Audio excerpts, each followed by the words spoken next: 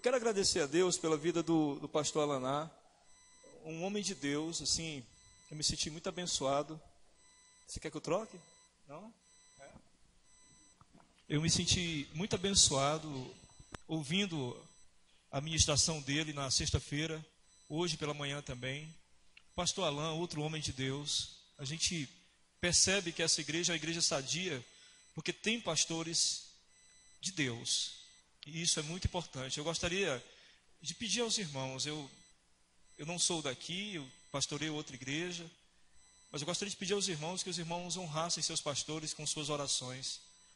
Eu, assim, prego em muitas igrejas e algumas, infelizmente, eu saio de lá muito triste com a situação espiritual da igreja.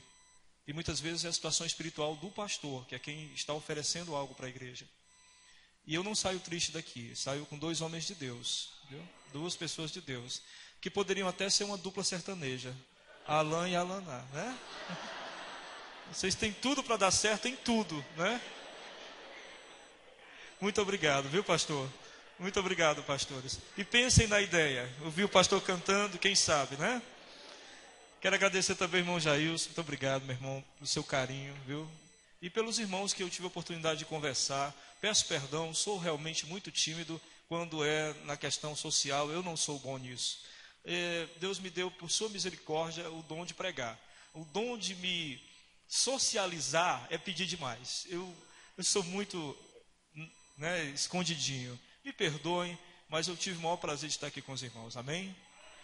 Vamos abrir nossas Bíblias num dos textos mais ricos em significado do Novo Testamento. João, capítulo 10.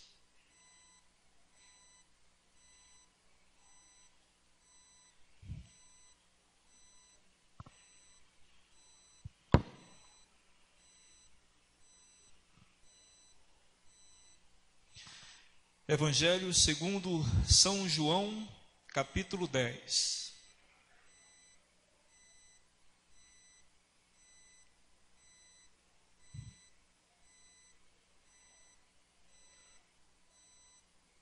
Se você estiver próximo a alguém sem Bíblia, por favor, fique próximo a quem está, para compartilhar essa leitura com a pessoa que está do seu lado. É até uma forma de você se socializar, já que nós falamos disso, né?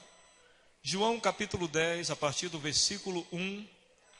Nós podemos ler? Amém? Todos encontraram? Vamos ler a palavra de Deus então. João capítulo 10. Em verdade vos digo, o que não entra pela porta no aprisco das ovelhas, mas sobe por outra parte, esse é ladrão e salteador. Aquele, porém, que entra pela porta, esse é o pastor das ovelhas. Para este o porteiro abre, as ovelhas ouvem a sua voz, ele chama pelo nome as suas próprias ovelhas e as conduz para fora. Depois de fazer sair todas as que lhe pertencem, vai adiante delas, e elas o seguem, porque lhe reconhecem a voz. Mas de modo nenhum seguirão o estranho, antes fugirão dele, porque não conhecem a voz dos estranhos. Jesus lhe propôs essa parábola, mas eles não compreenderam o sentido daquilo que lhes falava.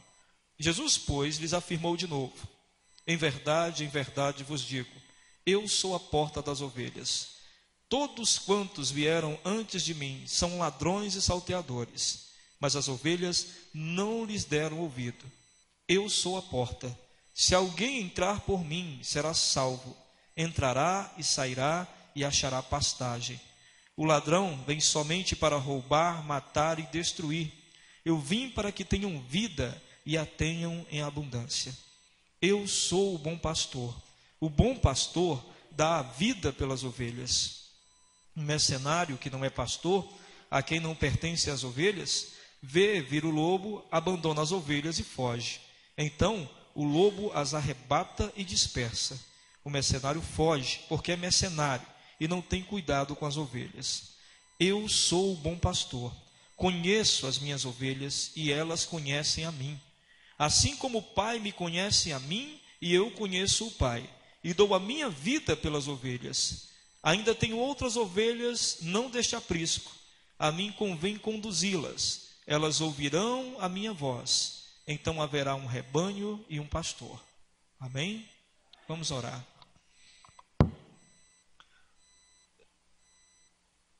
Senhor, nós já estamos muito gratos por tudo que o Senhor nos proporcionou durante estes dias.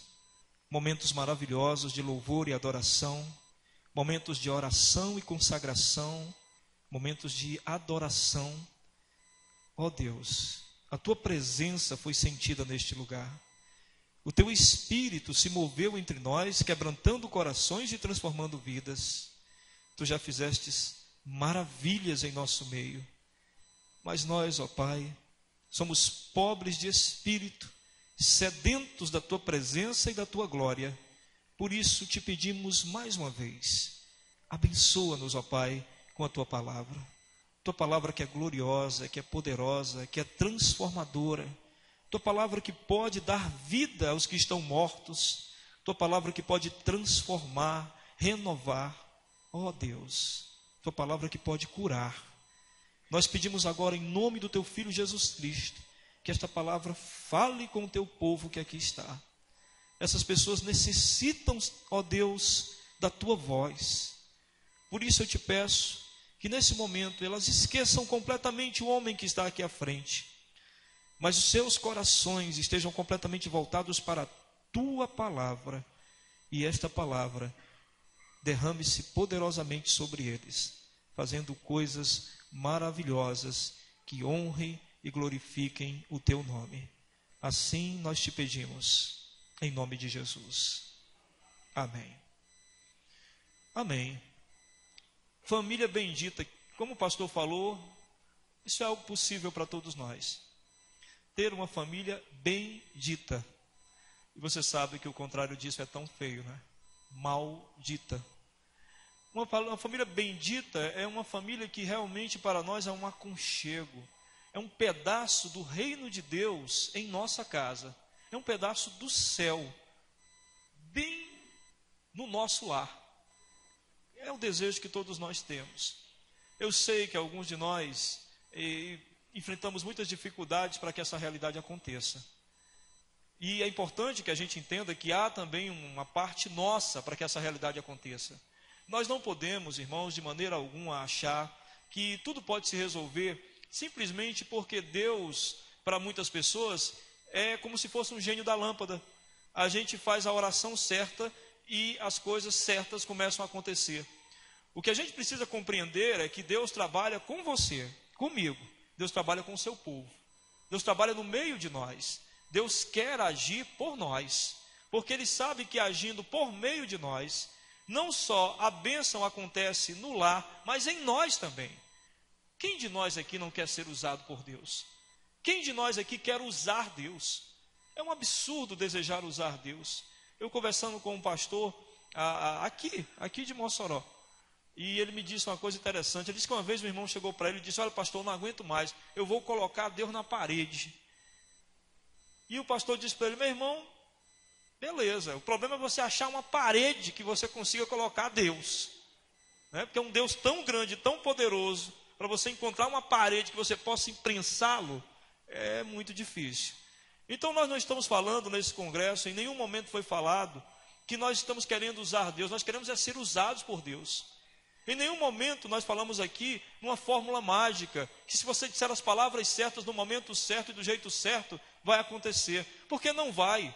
Não adianta você pegar o seu filho que está com problemas e trazê-lo aqui para o pastor Alaná e dizer: pastor, olhe na cabeça do meu filho. O pastor até pode fazer isso, mas não pense que somente isso irá resolver essa situação.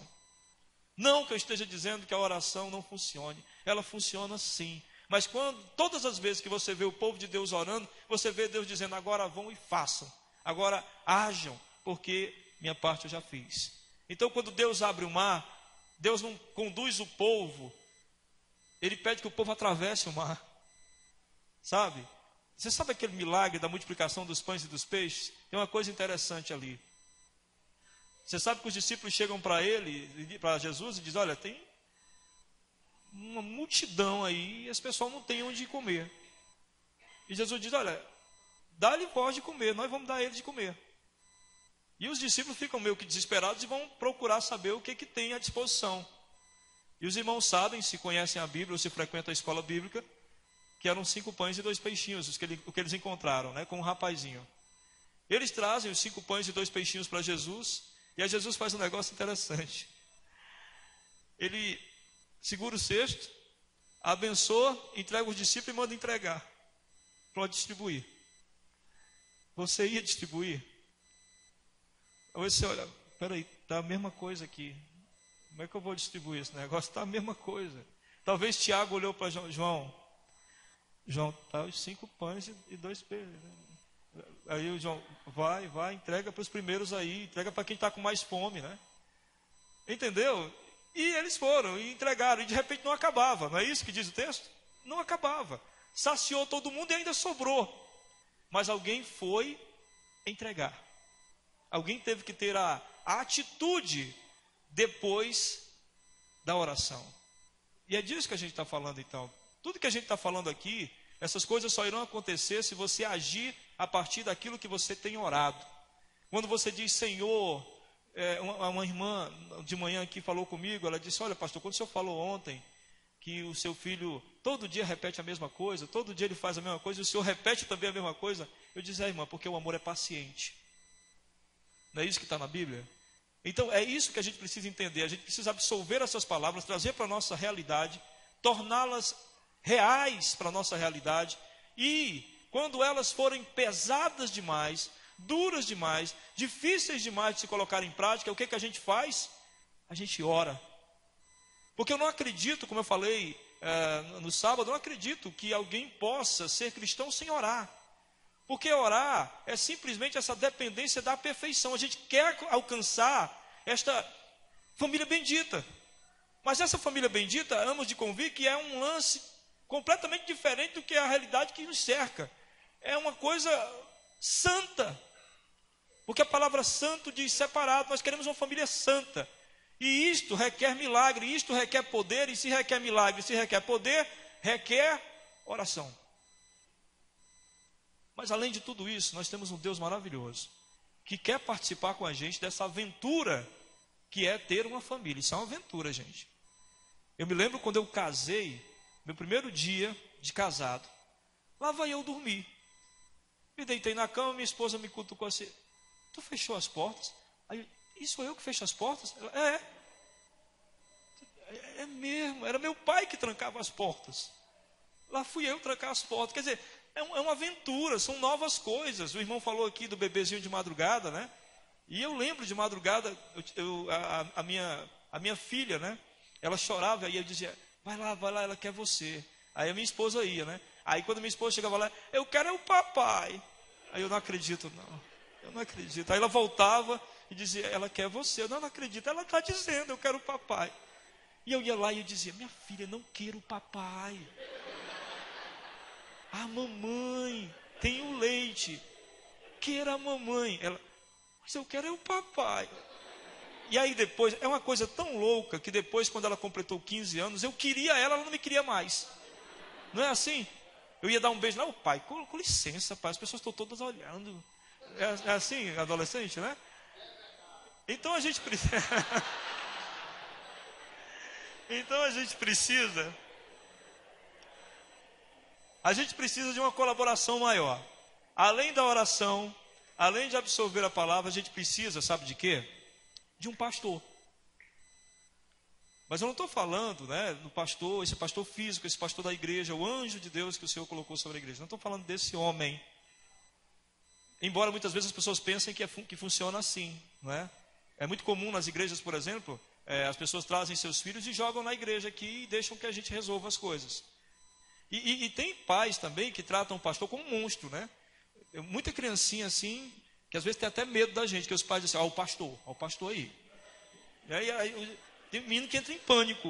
Uma vez um garotinho, ficou só eu e ele na cantina lá da igreja, todo mundo tinha saído, ficou eu e ele, eu fui cumprimentá-lo. Aí ele, pastor, eu disse, que é isso? Por que você está com medo de mim? É porque a mãe fica falando, é o pastor aí, né? Então nós não estamos falando desse pastor. Nós estamos falando do supremo pastor, daquele que é meu pastor, pastor do pastor Alain, pastor do pastor Alaná, nosso supremo pastor. Nós somos, na verdade, copastores. Nós dependemos desse pastor. Se ele não cuidar de nós, nós não conseguimos cuidar de vocês. Se Ele não nos alimentar, nós não temos nada a dizer a vocês. Se Ele não nos encher do seu Espírito, as nossas palavras são palavras humanas que não vão servir de nada. Então nós precisamos desse Supremo Pastor, que é o nosso Senhor Jesus Cristo. E aí, quando a gente fala numa família bendita, nós estamos dizendo que nós precisamos não só da nossa ação, não só da oração, nós precisamos desse pastor, para que ele possa atuar na nossa família e ser a bênção do nosso lar. Amém? Então, para uma família ser bendita, nós precisamos que todos os membros dessa família tornem-se ovelhas desse Supremo Pastor. Todos os membros dessa família, todos os membros da sua casa, para que a sua família seja bendita. Você sabe disso, nós não vamos mentir para você aqui. Se existirem 4 de vocês que pertencem ao Senhor Jesus, que têm o Senhor Jesus como pastor, mas tiver um que não tem, você sabe que esse um é que não permite que a felicidade seja geral, que a alegria seja plena. Nós não podemos negar isso. Então a primeira coisa que nós precisamos, e isso parece bem lógico, para que o Senhor guarde as nossas famílias, para que o Senhor abençoe as nossas famílias, nós temos que fazer com que Ele seja o pastor das ovelhas da nossa casa. O texto diz para nós: as ovelhas o seguem porque conhecem a sua voz. Amém? É preciso distinguir, meus irmãos, a voz do Senhor. São tantas vozes ao nosso redor. São tantas vozes. É tanta sugestão que nos são dadas, numa voz completamente distinta da voz do nosso Senhor. Se você conversa com uma amiga sobre o seu esposo, e você diz para ela: olha, eu não sei mais o que eu fazer. Ele é muito duro, às vezes, nas palavras comigo. A amiga, que talvez não tenha Jesus como seu supremo pastor, diz para ela: seja dura com ele também. Não é assim? São tantas vozes, não é? Às vezes você chega para um amigo e diz: olha, a minha esposa, eu não sei mais como tratá-la, porque ela não parece mais aquela menina, aquela jovem que eu casei, ela mudou completamente. Entenda uma coisa, porque o casamento é isso, né? Ele tem várias etapas. Eu não posso querer que a minha esposa, que hoje tem 40 anos, que ela tenha as mesmas atitudes quando a gente começou a namorar com ela, quando ela tinha 19. Tem umas tolices assim, não tem, irmãos? A pessoa quer que a pessoa seja a mesma pessoa, mas a gente casa várias vezes. Você sabia disso? A gente casa com a pessoa aos 20, depois a gente vai ter que casar com outra aos 30, porque ela é outra pessoa. E nos 40 anos ela vai ser outra pessoa, e nos 50 outra pessoa também. Porque a gente muda. É uma aventura entrar na vida de uma pessoa e poder caminhar com a maturidade dela nos anos que forem passando. Então, não se iluda. Você está namorando com a menina agora, e ela tem esse jeitinho dela, e ela vai mudar. Com 30 anos ela vai ser outra pessoa. Com 40 vai ser outra, e com 50 também. E com 60, e com 70, e por aí vai. Coloque isso na sua cabeça. E eu sei que esse burburinho que vocês estão falando aí, um no ouvido do outro, é assim: não acredito não, eu não acredito. Eu duvido. Vai nessa. Vai duvidando. Depois você veio falar com o pastor Lanário, a pastor Lanário é verdade, a mulher mudou. Porque muda, porque a gente muda, entendeu? Então, são muitas vozes, né? A gente ouve muitas vozes, e a gente ouve vozes, principalmente da mídia. A gente ouve a voz da novela. A gente ouve a voz do filme. É impressionante como às vezes a gente torce por quem está fazendo o errado numa novela ou num filme. Porque o que acontece às vezes nas novelas? Eu não sou muito de acompanhar a novela, mas de vez em quando eu assisto, porque o povo fala tanto que eu quero saber o que está acontecendo. E às vezes na novela o que acontece? A pessoa é casada, mas o marido trata ela mal. Aí ela arranja um amante, que geralmente é o Zé Maia, né? Porque não pode ser um cara esquisito, é um cara bonitão, inteligente, carinhoso, né? E aí você começa a torcer. Olha, vai, fica com ele. Você está dando ouvido a uma voz que não é a voz do Supremo Pastor. Não é a voz do Supremo Pastor. Às vezes até em músicas, né, a gente ouve vozes que não é a voz do Supremo Pastor. Então, o que devemos fazer? E os nossos filhos, gente? Quantas vozes eles ouvem por aí? Não é? Quantas vozes eles têm ouvido por... As vozes dos amigos na escola. A minha maior dificuldade com meus filhos é quando eles ficaram adolescentes, porque eles começaram a dar ouvidos ao pessoal da escola, aos amigos que eles adquiriram na escola, e eles começavam a trazer ideias que não tinham nada a ver com o que a gente acreditava. Mas são vozes, e a gente dá ouvidos a muita coisa. E eles começaram a achar certo aquilo que antes a gente falava que era errado. E aí eles trouxeram essas vozes, e aí, o que a gente tem que fazer? Bom, com os filhos a gente faz como dizem em Deuteronômio, né? Ensinar os vossos filhos assentado em sua casa, andando pelo caminho, deitado e levantando-se. A gente tem que conversar com eles. O que eu quero dizer é o seguinte: a gente tem que ter a segunda voz. Não é a segunda voz de canto, viu? É a segunda fala. A primeira fala, o mundo sempre vai gritar bem. O mundo grita alto. Já prestaram atenção? O mundo grita alto. O mundo não fala baixo. As opiniões do mundo, elas vêm com tudo. Elas vêm na internet, elas vêm na televisão, elas vêm num amigo, elas vêm no vizinho. E esses conceitos vão se repetindo. E a gente tem uma ideia hoje em dia que é assim: tudo é relativo. Tudo é relativo, não existe verdades absolutas. Então cada um diz assim: eu acredito assim. Já prestaram atenção nisso? Eu penso assim. Só que aquilo que ele diz que acredita, aquilo que ele diz que pensa, ele impõe. Ele não respeita aquilo que você pensa ou aquilo que você acredita. Todo mundo quer impor sobre o outro a sua verdade. Todo mundo quer impor a sua voz sobre aquilo que você acredita. E aí, se nós estamos fracos, nós aceitamos. Por isso é importantíssimo nós darmos ouvido ao nosso Supremo Pastor. O que o texto diz? As minhas ovelhas ouvem a minha voz. Elas dão atenção a mim. Elas sabem que a minha voz é mais importante do que qualquer fala que exista nesse mundo fora dela. Eles sabem que aquilo que eu digo é a verdade, é o caminho e é a vida. Eles sabem que a minha fala é a fala de amor, de misericórdia, de graça, de perdão e de restauração. As minhas ovelhas ouvem minha voz e não vão dar atenção à voz dos estranhos. E esse é o objetivo final de ouvir a voz de Deus, que ele diz o quê? Mas de modo nenhum seguirão o estranho, antes fugirão dele. Por quê? Porque não conhece a voz dos estranhos. Que voz é? Que fala é? Não, essa fala não condiz com a fala do meu Supremo Pastor. Isso é o que você diz, isso é o que o mundo diz, isso é o que o pecado construiu, mas o meu Supremo Pastor tem uma fala que ele me deu, e é minha. E eu sigo e obedeço meu Supremo Pastor. Por exemplo, existem os conceitos do que é homem.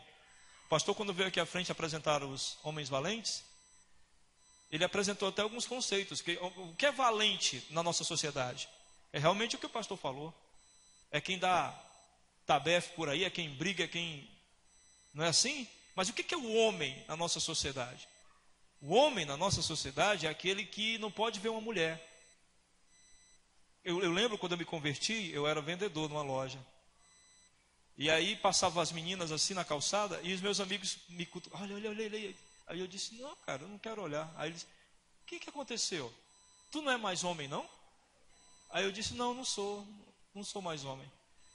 Aí ele: o quê? Eu pensei que tu tinha virado, era crente. Aí eu disse: foi crente mesmo. E tu não é mais homem? Eu disse: não sou mais homem não. Esse tipo de homem que vocês estão querendo que eu seja, eu não sou mais. Então existe um conceito de homem que a sociedade impõe sobre nós. O homem é aquele que tem que olhar para a mulher, aquele que tem que dizer bobagem para a mulher, aquele que tem que muitas vezes desrespeitar a mulher, porque aí é homem. Eu lembro quando era criança, meu pai querendo que eu fosse homem, né? Passava as mulheres: olha aí, isso aqui é mulher, rapaz. Eu pequenininho, aí eu olhava e era criança, né? Mas meu pai achava que fazer alguém de homem era isso. Então o homem é o que desrespeita, o homem é o que se impõe. O homem é que fala mais alto em casa, é o que grita, é o que a mulher tem que ficar calada. Se a mulher falar, discutir com ele, então ele não é homem. Porque o homem tem que se impor. Esse é o conceito da sociedade. Essa é a voz da sociedade. O que a voz do Senhor diz sobre o que é um homem? É isso que você tem que descobrir. Que é completamente diferente, não é? Um homem é uma pessoa que ama a sua esposa, que, como eu disse no sábado, no livro de Efésios diz, ama como Cristo amou a igreja, a tal ponto de até dar a vida por ela. Olha o tamanho do amor que ele tem. Um homem é alguém que ama o seu Deus, serve ao seu Deus, caminha com o seu Deus e por isso é homem. Porque não tem coisa mais valente do que encarar Deus de frente. Tem gente que pensa que nós, crentes, somos covardes, que a gente se esconde aqui dentro de uma religião e dentro de uma igreja para fugir. Meu irmão, encarar a sociedade é a coisa mais fácil que tem. É só você se juntar a eles e você se torna um deles e pronto. Agora encare Deus de frente.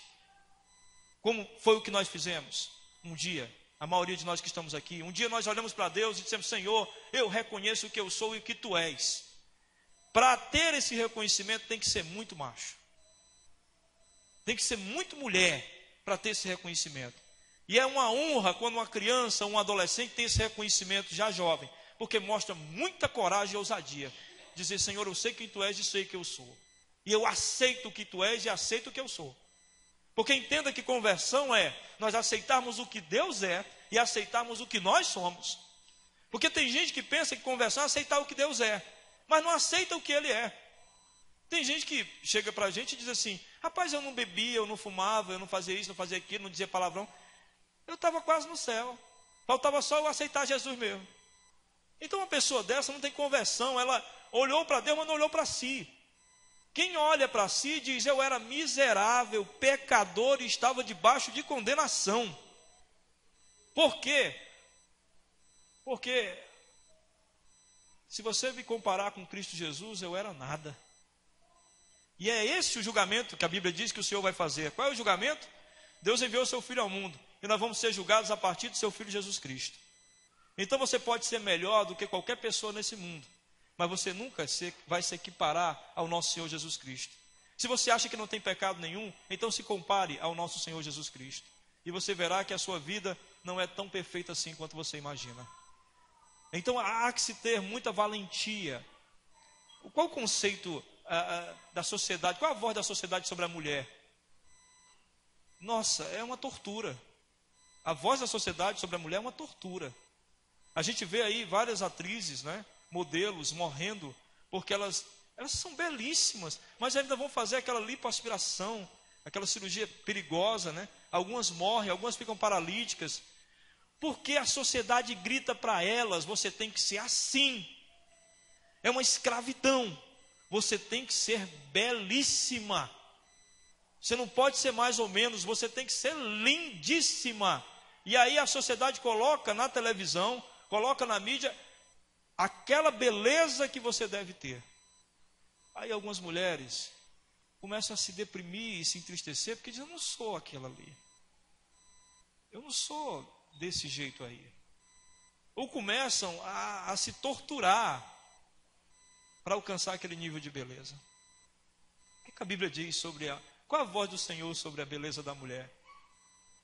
Ela diz assim, olha, não se preocupe com o frisado do seu cabelo, não se preocupe, né, com a sua maquiagem, não se preocupe com o que você é. Amém?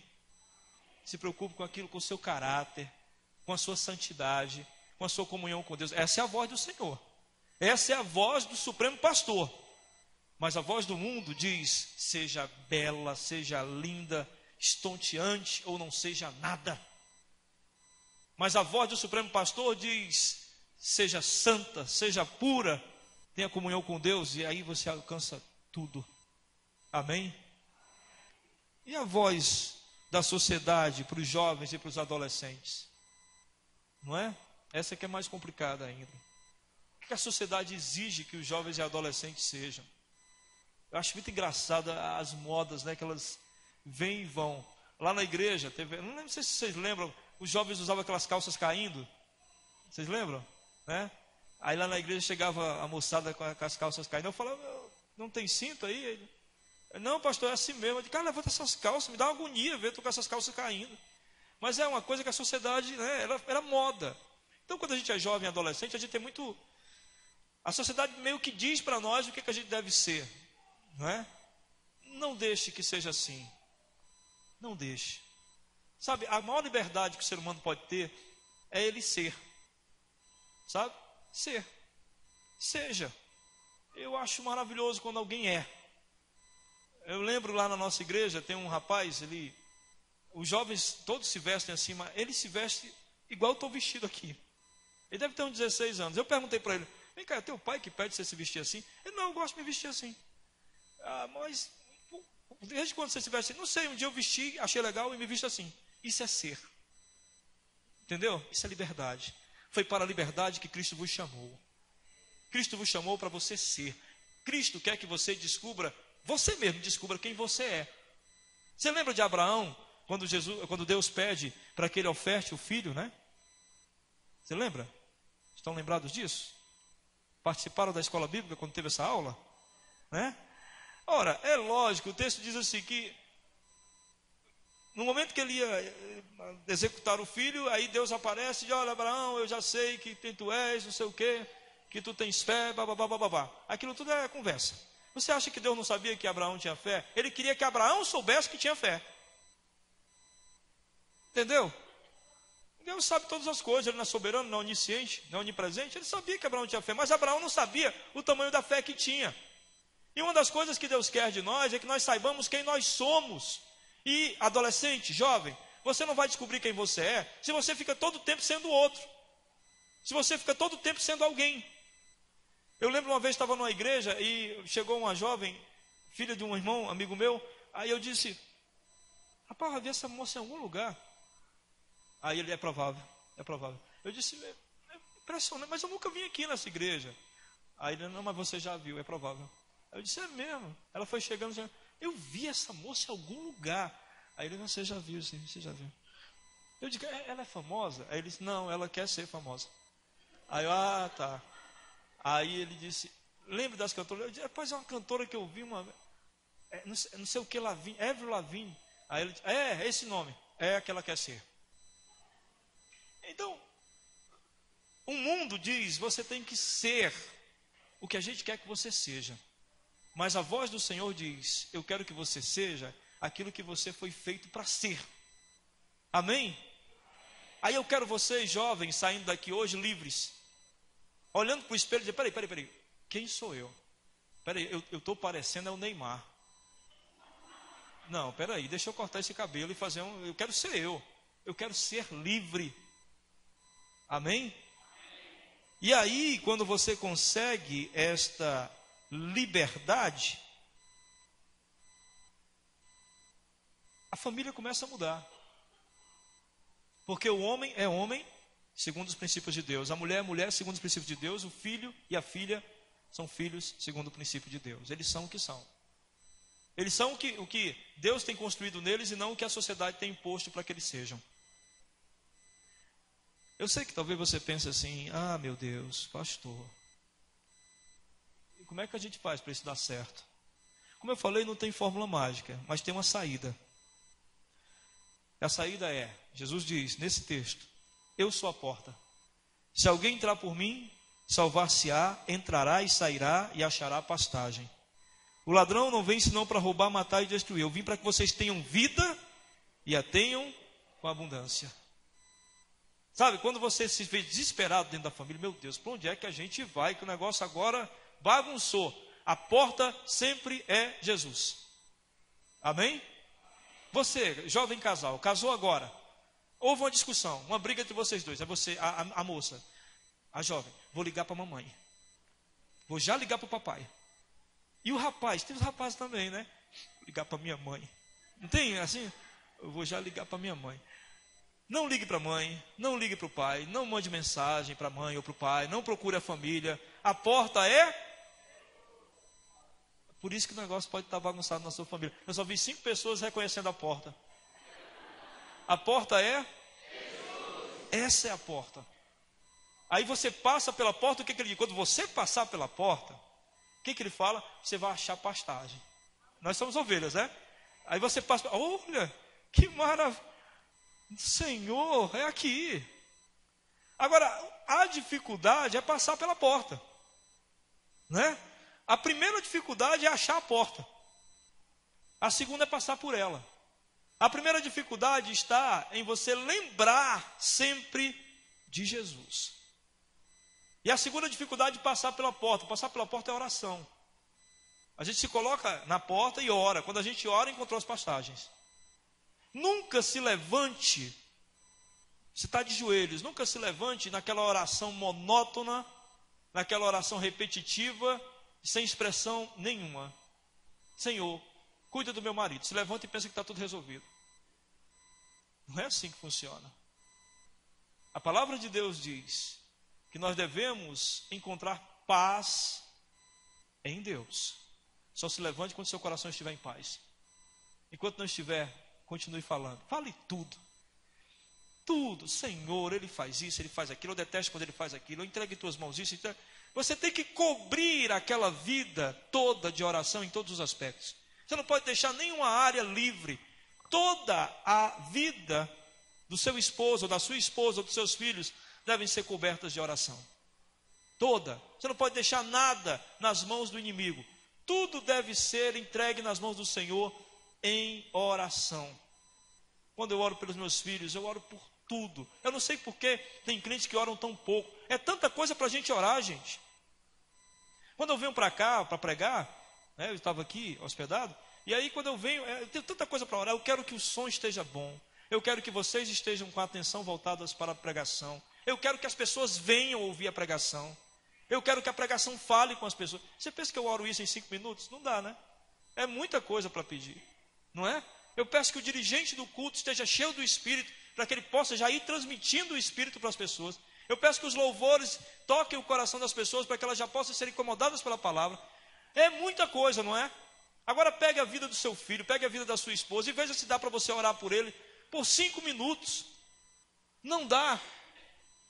Então passar pela porta é a dificuldade, mas quando a gente passa por ela, a gente encontra, meus amados irmãos, a pastagem, a gente descansa. Salmo 23, o Senhor é meu pastor, nada me faltará. Ele me faz repousar em pastos verdejantes. Eu descanso, porque entreguei tudo na mão do Senhor. Uma família, para ser bendita, ela tem que desenvolver uma comunhão com Jesus. Jesus diz, eu sou o bom pastor, conheço as minhas ovelhas, presta atenção, e das minhas ovelhas eu sou conhecido. Amém?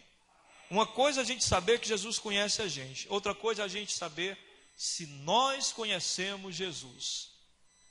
Ontem, aqui à tarde, alguém perguntou, né, que eram feitas perguntas para nós, se podia essa pessoa ter aceitado Jesus e não querer ser batizado. Eu falei, talvez você não compreendeu a obra toda. Porque Jesus veio para fazer uma obra completa em nós. Ele veio para nos alcançar, para nos salvar e para nos enviar a servir. E aí o batismo corresponde exatamente a isso, a esse compromisso que a gente assume com o Senhor de servir ao Senhor. Então muita gente pensa conhecer Jesus. Mas é importante que para nós sermos ovelhas do Senhor, não só Ele nos conheça, mas nós o conheçamos também. Ele disse isso, né? Ele disse que não poderia mais nos chamar de servos, falando aos seus discípulos, e é lógico, direcionando a nós também. Porque tudo o que Ele podia, Ele deu a conhecer. Então não chama mais de servo, chama de amigo. Um amigo você conhece. Não é verdade, irmãos? Você conhece seus amigos? Amém? Pois se Jesus é seu amigo, você precisa conhecê-lo. No livro de João, apresenta 21 características de Jesus. 21. É lógico que não vou explanar todas, mas eu queria apresentar algumas para você, que vai mostrar o quanto é importante você conhecer Jesus. Por exemplo, Jesus diz no livro de João, é o Filho de Deus e o Filho do homem. Por que isso é importante? Porque Jesus é Filho de Deus, foi enviado por Deus ao mundo, mas Ele é 100% Deus e 100% homem. Ele é 100% homem porque Ele assumiu o nosso lugar, a nossa culpa e os nossos pecados, e pagou o preço no nosso lugar, morrendo na morte e morte de cruz. Sendo Deus, Deus não morre. Ao terceiro dia, o Senhor ressuscitou. Amém? E na sua ressurreição, deu-nos a condição do perdão dos pecados e da redenção eterna em Cristo Jesus. Então, o que significa eu sempre lembrar que Jesus é Filho de Deus e Filho do homem? Significa que eu sou pecador. Se eu não fosse pecador, Deus não precisava ter enviado seu Filho ao mundo. Eu sou pecador. E o que é que essa consciência de ser pecador me ajuda? Você casou com uma pecadora. Você sabia disso? Você casou com um pecador. Seus filhos são pecadores. Essa consciência de que Jesus é Filho de Deus e Filho do homem traz isso a nós. Nós sabemos que estamos cercados por pecadores. Inclui isso nossa família. E o que isso tem de bom? Bom, isso tem de bom que você vai parar de medir a sua esposa no nível mais alto que existe. Porque ela é pecadora. E você vai parar de medir o seu esposo no nível mais alto que existe. Porque ele é pecador. E você vai parar de exigir tanto dos seus filhos em níveis tão altos. Porque eles são pecadores. Todos remidos, salvos pela graça e misericórdia do Senhor. Mas ainda assim, pecadores. Quando a gente vê dentro desse nível, a gente começa a enxergar com uma coisa maravilhosa chamada misericórdia. Tem pessoas que pensam que pastor é perfeito. Acreditem, ainda tem gente que pensa isso. Eu lembro que uma vez, eu estava em casa, e uma senhora chegou, era o meu dia de descanso, na segunda-feira. Uma senhora chegou lá em casa, bateu na porta, meu filho abriu. E eu me levantei, estava na sala, brincando com meu filho pequeno, me levantei e fui até atendê-la. E ela, pastor, o senhor só de bermuda?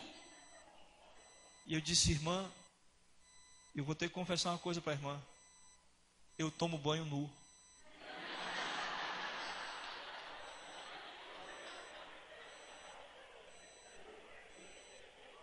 Olha, isso é importantíssimo que as pessoas saibam que você é gente. Né? Então tem pai que nunca erra, já prestou atenção? Tem pai que nunca falha.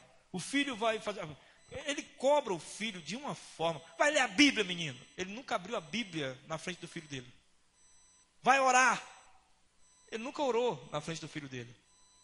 Os filhos da gente têm que descobrir a gente orando, tem que descobrir a gente lendo a Bíblia. E olha, ele lê a Bíblia. Então quando a gente fala, tem um porquê da gente falar. Então nós somos pecadores, todos nós, mas nós devemos aproveitar essa condição e tratar os outros com misericórdia. Que é uma coisa que nós não costumamos ter. Nós não costumamos ter misericórdia. A gente quer que tudo seja perfeito a nosso favor. Todas as vezes que um casal vem se aconselhar comigo, o que acontece? Eles sentam os dois e começam a acusar um ao outro. Pastor, ele. Aí depois é ele, é a vez dele. Ela. Entendeu? É um exigindo do outro. Aí eu às vezes brinco e pergunto assim, irmão, como você gostaria que ela fosse?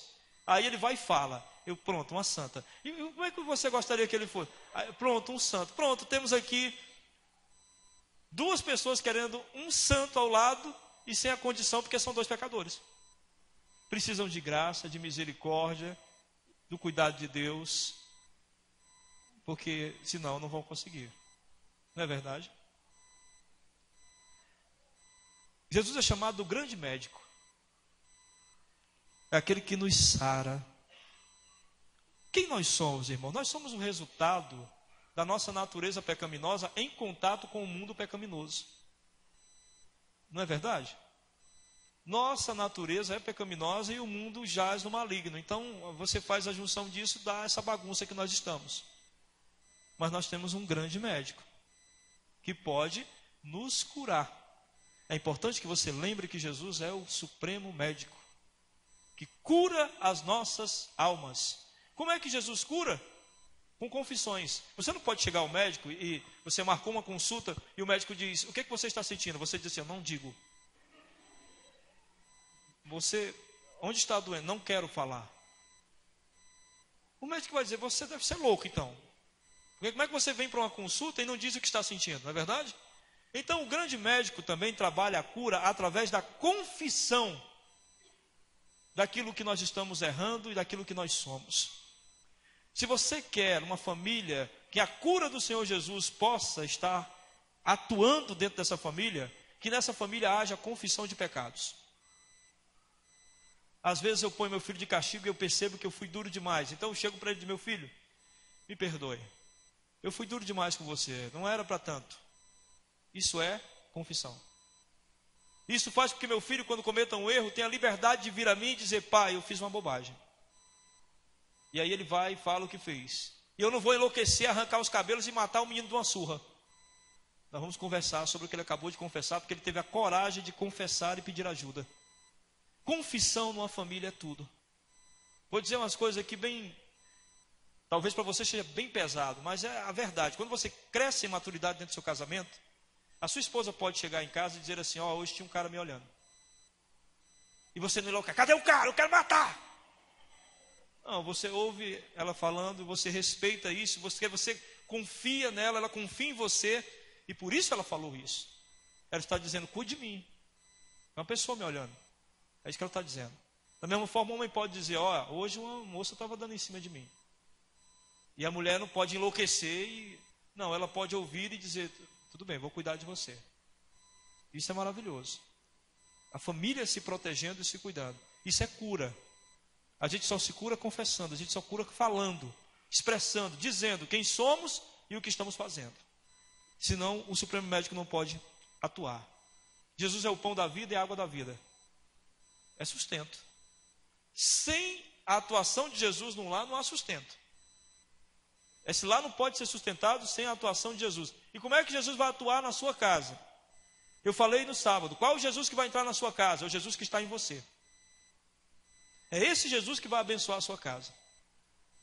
Há muito tempo atrás, uma senhora lá do nosso bairro, ela morreu de câncer. Ela estava morrendo e nós fomos visitá-la. E eu comecei a falar de Jesus para ela. No momento ela mandou parar: peraí, pastor, eu acho que não vou ter tempo do senhor me explicar bem quem é Jesus. Eu disse: é verdade, a senhora não vai ter tanto tempo, mas vamos tentar, né? Ela: não, o senhor não precisa falar mais. Eu acho que eu agora entendo quem é Jesus. Eu disse: sério? Quem é Jesus? Ela disse: Jesus é o seu Ribamar, que mora aqui do lado. Aí eu: como assim? Não, porque o seu Ribamar, todos esses atributos que o senhor está dizendo aí, eu consigo perceber no seu Ribamar. Ele é amoroso, ele é humilde, ele cuida das pessoas, ele veio aqui, fez uma oração por mim. Seu Ribamar é um irmão que é crente lá, um senhor já de idade. Eu disse: é isso mesmo, Jesus é isso. É o que o seu Ribamar mostrou para a senhora. Qual o Jesus que vai aparecer na sua casa? É o Jesus que você demonstrar, que você apresentar, que você vai alimentar a sua família com esse Jesus. O maior elogio que eu recebi na minha vida, durante toda a minha vida ministerial, o maior elogio que já recebi foi da minha filha, que hoje tem 20 anos. Ela tinha 5 anos e ela disse assim: eu sei quem é o senhor, pai. Aí eu ri e disse: eu sou teu pai. Não, o senhor é Jesus.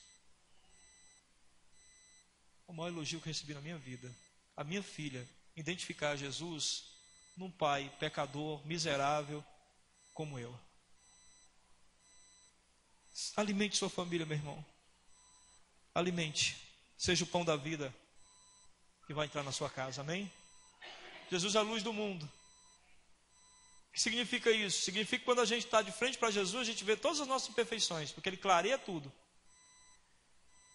A gente, quando vai envelhecendo, a gente começa a evitar os espelhos, né?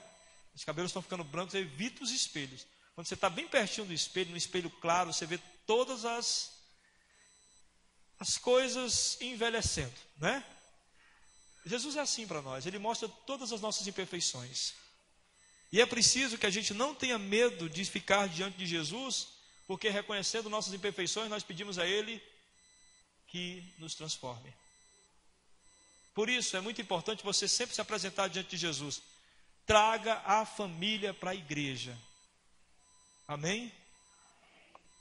Traga seu esposo para a igreja. Tinha uma senhora lá na nossa igreja, o esposo fumava sem parar. Ela disse: pastor, eu não quero trazê-lo porque ele fuma. Eu digo: ele fuma lá fora, mas ele vem. E ele veio. Ele disse, pastor, eu não queria vir porque eu fumo. Não, você fuma lá fora e entra. Fuma e volta para cá de novo. Fuma e volta para cá de novo. Aí é lógico que a igreja sempre dá problema, né? Aí vem um irmão e, pastor, agora tem uns irmãos fumando? Tem um irmão fumando aqui do lado? Eu digo, não, meu irmão, é uma pessoa que não é cristã e o irmão não está fumando. Aí o cara, e ele começou a vir. E teve uns momentos que eu percebia que ele não saía mais. E aí uma vez fui conversar com ele e disse, ô fulano, eu vi que você não está saindo mais. Aí ele disse, rapaz, o que está aqui é melhor do que o que está lá. E é verdade, a gente precisa trazer a nossa família para a igreja. A gente precisa trazer a nossa família para diante de Jesus. Irmãos, um culto é diferente de qualquer outro tipo de ambiente. Onde 2 ou mais estão reunidos em seu nome, ele aqui se faz presente. Isso aqui é diferente de qualquer momento que a gente tem na nossa história. Isso aqui é único. Cada culto é único, não é não, irmãos? Na sexta-feira a gente veio aqui, foi único. No sábado nós viemos aqui, foi único. Domingo de manhã foi único. E agora também é único. Traga essa pessoa para diante de Jesus. É impossível. As pessoas às vezes lá na igreja falam, pastor, meu filho não quer nada, mas eu estou trazendo ele para a igreja. Eu digo, traga. Alguma coisa vai acontecer. Um momento essa ficha cai. Um momento algo acontece. Um momento alguém diz algo. Eu lembro de um jovem que disse, pastor, toda vez que eu ia pregar, eu nem ligava. Começava a pensar em outras coisas e nem ligava. Mas aí teve um dia que por acaso eu prestei atenção. Foi só 2 frases que o Senhor disse. O suficiente para eu querer mudar. Porque esse ambiente é diferente, irmão. Uma criança cantando, como as crianças cantaram aqui, pode ter mudado o coração de alguém hoje. As crianças cantando, um irmão fazendo uma oração. A gente, como o pastor Alaná falou aqui, nós não somos donos da palavra pela eloquência, pela inteligência. É o Espírito Santo que trabalha da maneira que Ele quer, do jeito que Ele quer, da forma que Ele quer. E nós apenas nos submetemos a isso. Uma vez um garotinho chegou para mim e disse assim, pastor, o senhor fala demais. O senhor fala demais. Eu queria até ouvir o senhor, mas o senhor fala demais. E ele tem razão, a gente fala demais, mas o Espírito, de algum momento, ele pode falar com alguém. Traga seu esposo, sua família, seus filhos para diante do Senhor. Amém? Enfim, ele diz assim, as ovelhas ouvirão a minha voz, haverá um rebanho, haverá um pastor. Amém? Porque a gente ouve a voz do Senhor.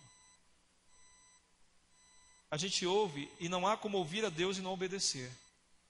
Irmãos, eu descobri uma coisa na palavra de Deus. O segredo da bênção é a obediência.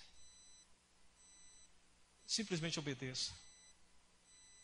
Eu sei que a gente costuma questionar, perguntar. Por quê? Por quê? Confia.